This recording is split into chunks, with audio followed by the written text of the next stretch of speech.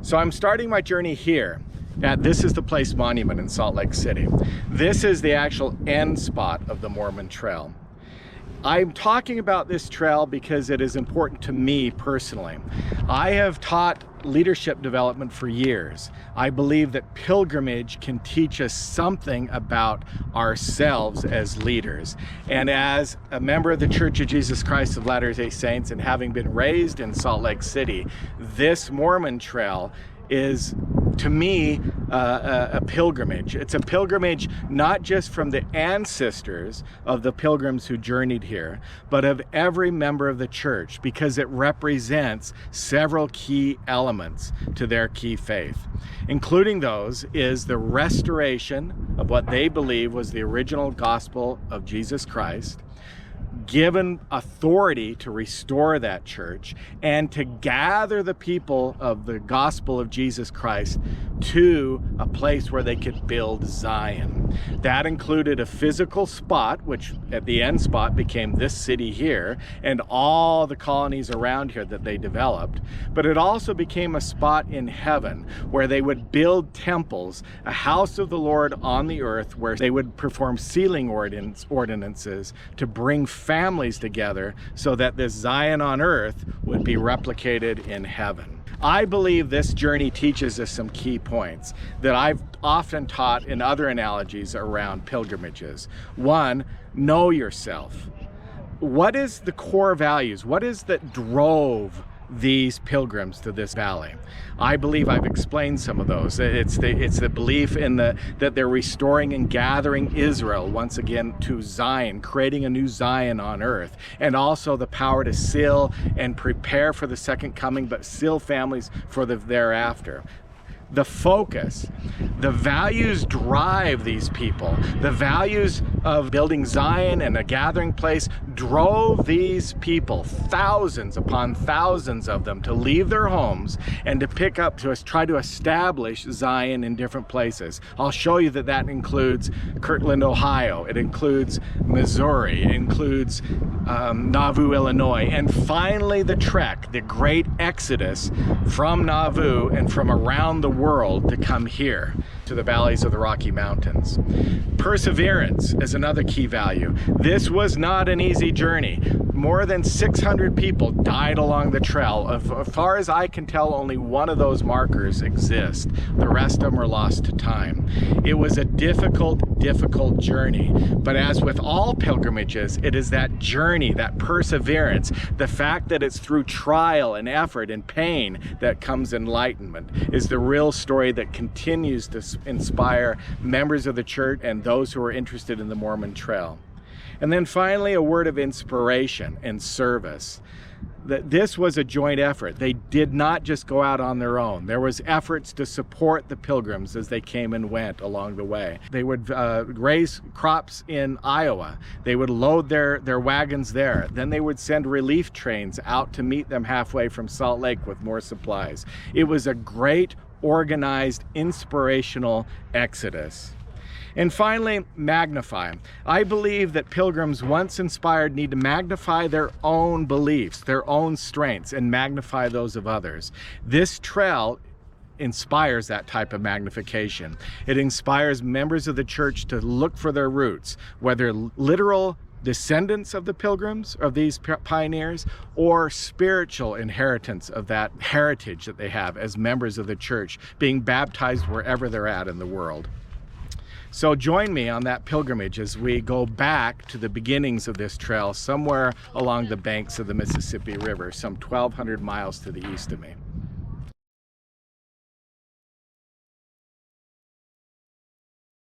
The Mormon Trail, or the LDS pilgrimage, begins more or less at this very spot. With Nauvoo behind us, Nauvoo, Illinois, and Iowa across the Mississippi River, this is the spot where the Mormon pioneers left their beloved city Nauvoo and began their trek to the Rocky Mountains in the west.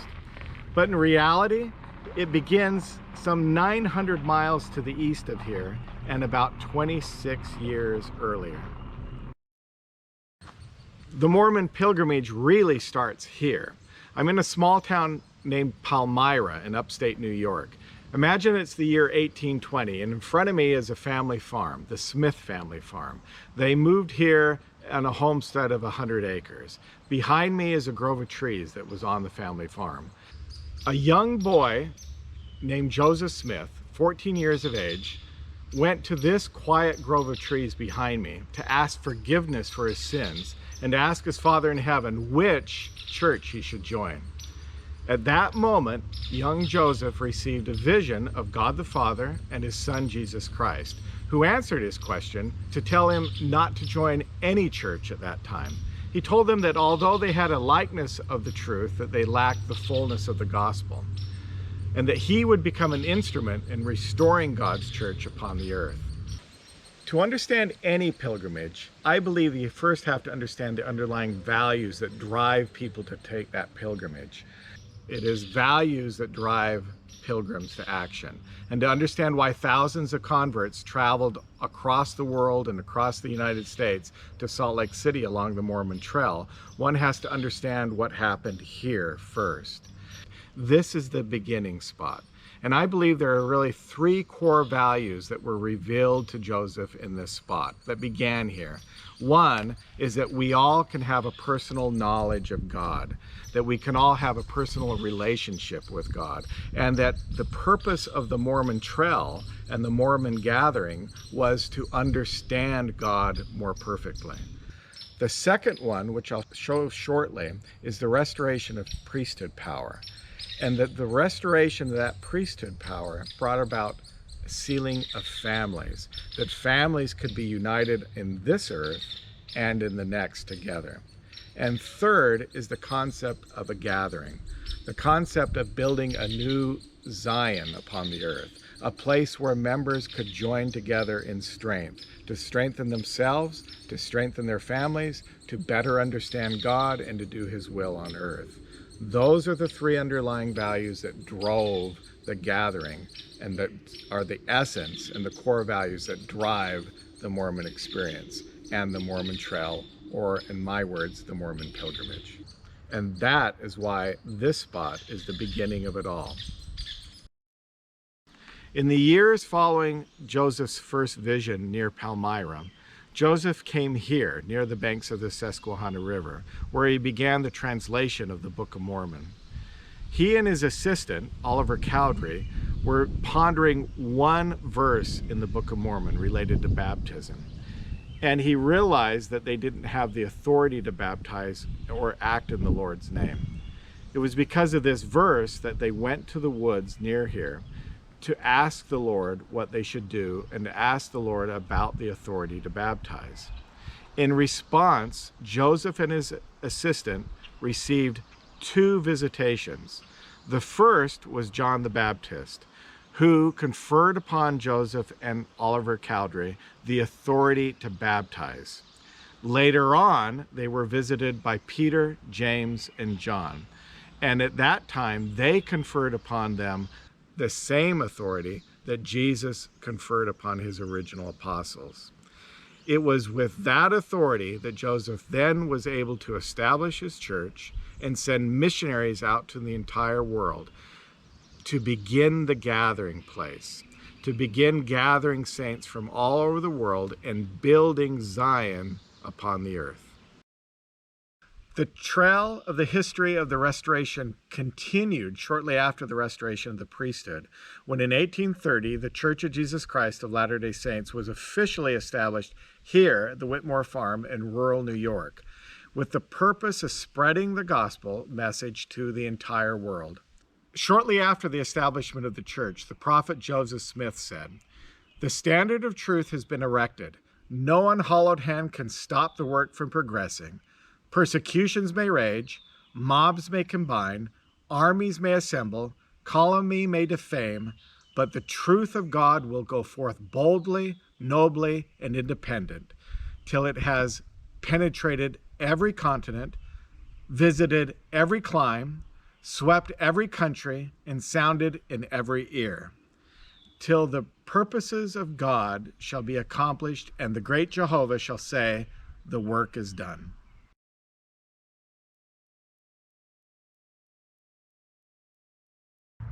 Shortly after the official establishment of the church in New York, Joseph received a new commandment from the Lord, telling him to move his people to Ohio.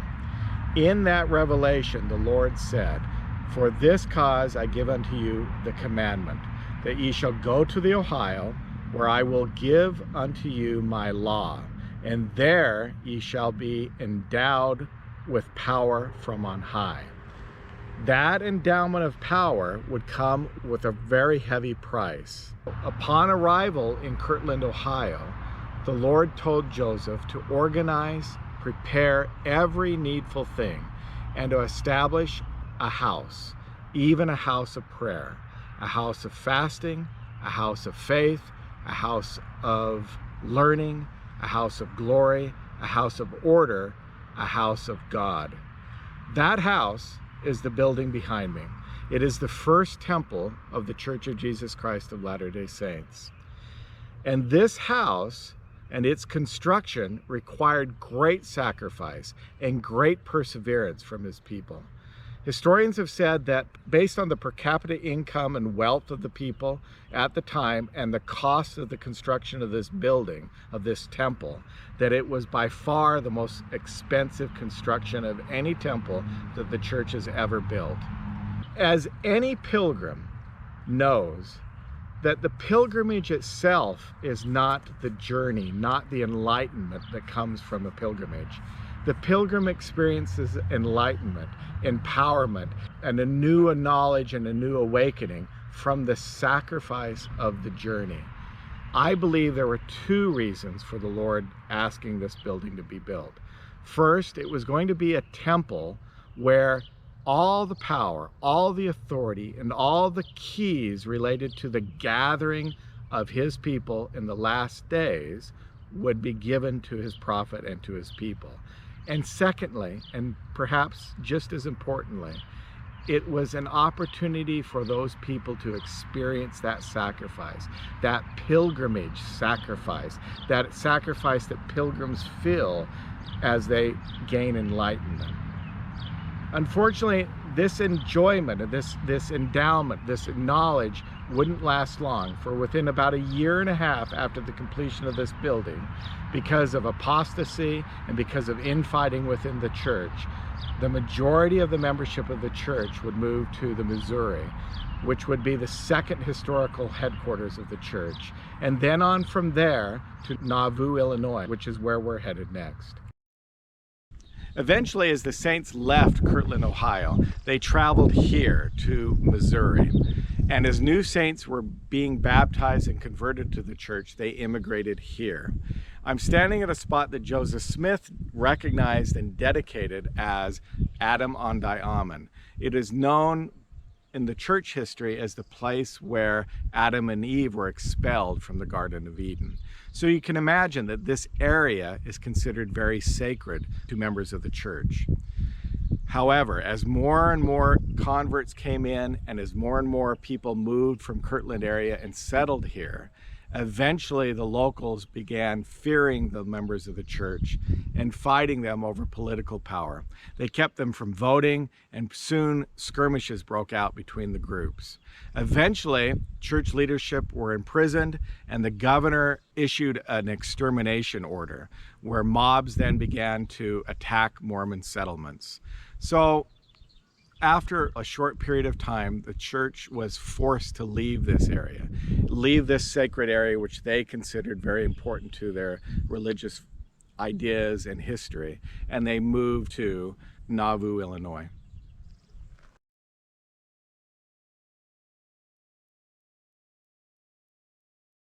We're back along the banks of the Mississippi River just outside of Nauvoo, Illinois, where the Mormon pilgrimage or the Mormon Trail begins.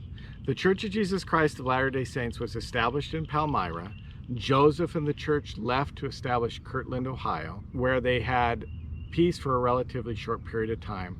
They then left to Missouri and were chased from Missouri back to Nauvoo, where the Mormons lived here in relative peace and tranquility for several years. But soon the persecution began again.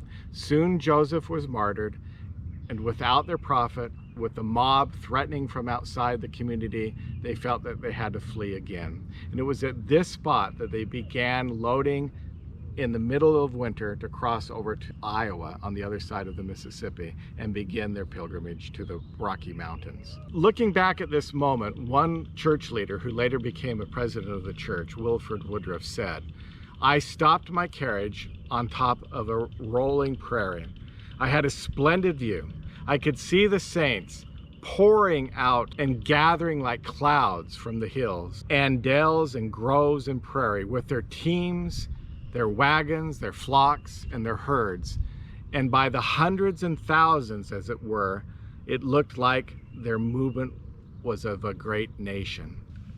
Thinking back at that moment, George Buchanan, a leader of the church in those days, said, "Those of us who can remember when we were compelled to abandon Nauvoo, when the winter was so inclement, know how dark and gloomy the circumstances of the saints were. With the mob surrounding our outer settlements and threatening to destroy us, and how trying it was to the faith of the people of God.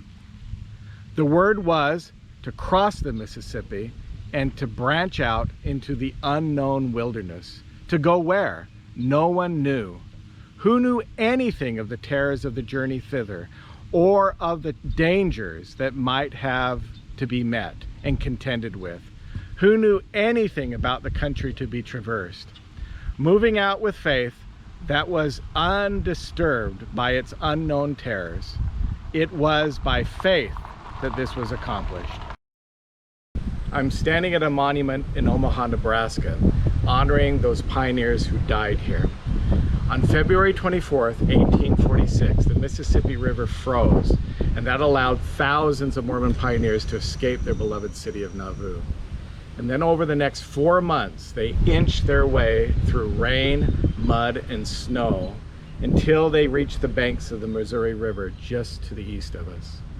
On the Nebraska side of the river, in current Omaha, Nebraska, they established this place, which they called winter quarters.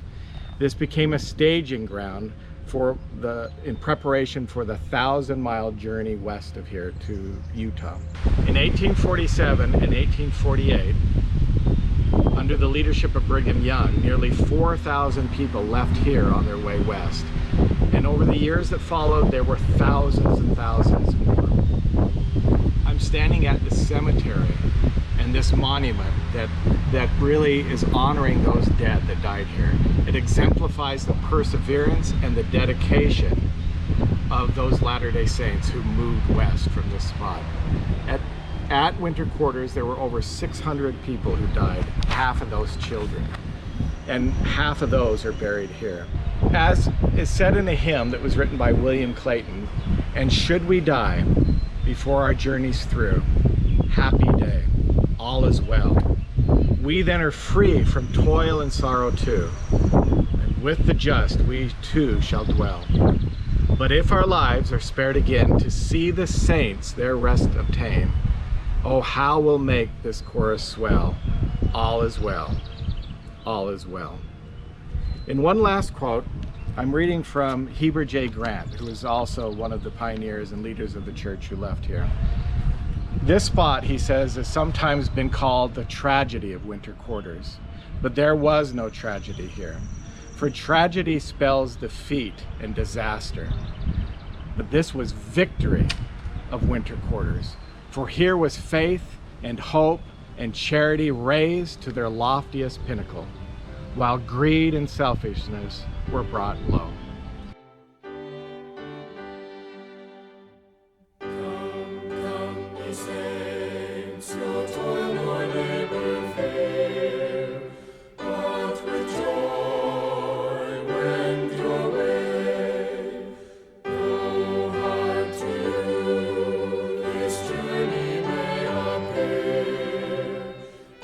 Shall be as your day.